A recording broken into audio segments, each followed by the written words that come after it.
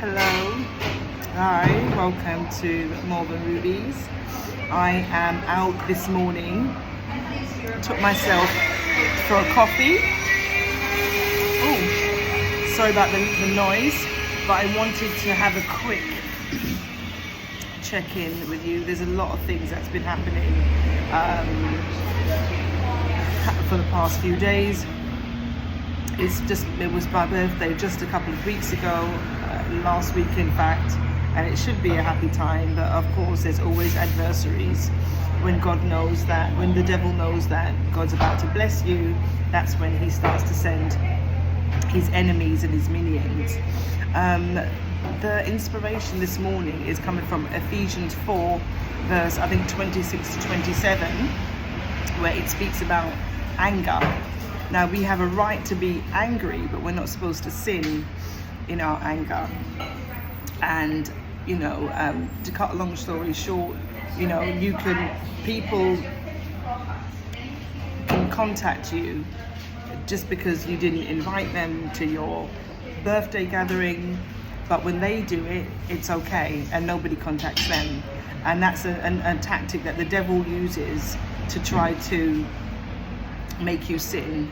I had a so-called family member call me, effing and blinding, saying that I'm, effing selfish and all sorts, simply because I didn't invite them to my birthday gathering, because they never invite me. It wasn't because they never invite me, but when you get to a certain age and stage, you want people around you who genuinely want to see you happy, who genuinely like you, and also people who invite you. There's no point in, everyone likes to take but not like to give.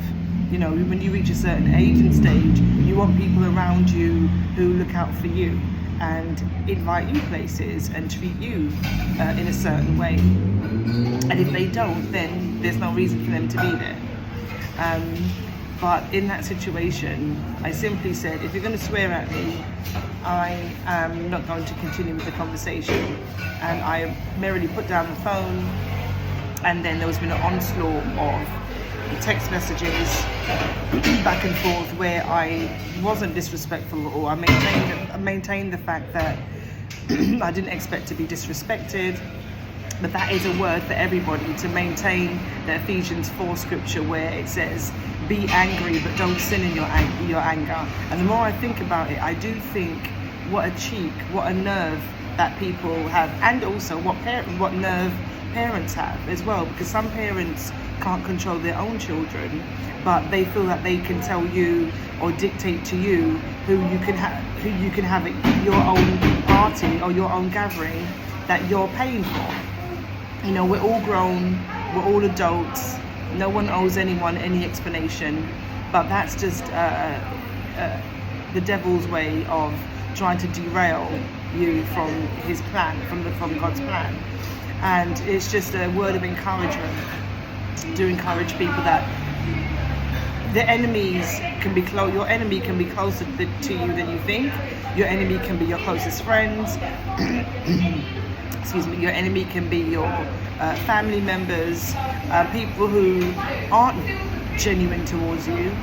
People who aren't happy when you have a book, who aren't happy when you've got your own business or a candle business or whatever. They're not happy. They're just really just jealous. That's the only way you can put.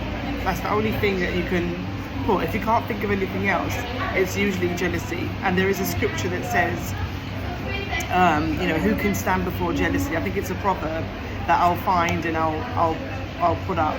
But anyway, this is a short message to just encourage you that God's plan is on its way.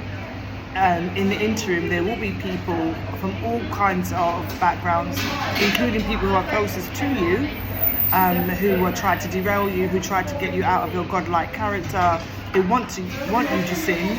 But do remember Ephesians 4, 26 to 27, that you can be angry. It's a perfectly normal human emotion, but don't sin in your anger. Try to be the mature one. And, I'm glad to say that I was the mature one, and I was the one that I didn't swear.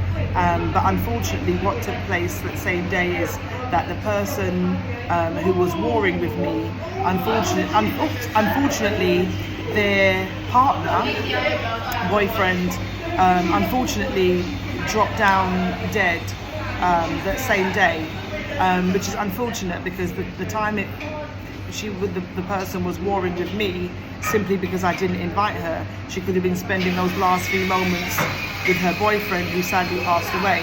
So God is always in control. You know, God fights for those who he anoints. So sometimes we don't even have to do anything. We don't even have to be angry, because God sees all and he knows all, and he acts. He protects those who love him. You know, when you're under the shadows and the wings of the Almighty, he protects you. You know, we need only to stand still. There's that Exodus scripture that the Lord your God will fight for you. You need to only stand still. And you know, that's you know, I don't have to do anything because God is already in control. He's done everything he felt necessary to do. So when people are warring with you, pray for them, bless them. Try not to sin in your anger. Remember the scripture in Ephesians 4, and just try to be positive. God is letting you know who your enemies are, so you can be wary of them and make room for his blessings. So, you know, and also remember to put yourself first and take time out for yourself. You know, it's early morning, I'm fresh-faced, hair looking like a pineapple. It's in the morning, and you know, I've got my hot drink here, so I'm treating myself to a coffee, taking myself out to a date. So always put yourself first. Well, God comes first, and then your own health and well-being comes second. So enjoy whatever you do. This it's Tuesday, the date, the 29th of August. So it was, just yesterday was bank holiday weekend. I hope you had an amazing time, and just enjoy whatever you decide to do. God bless.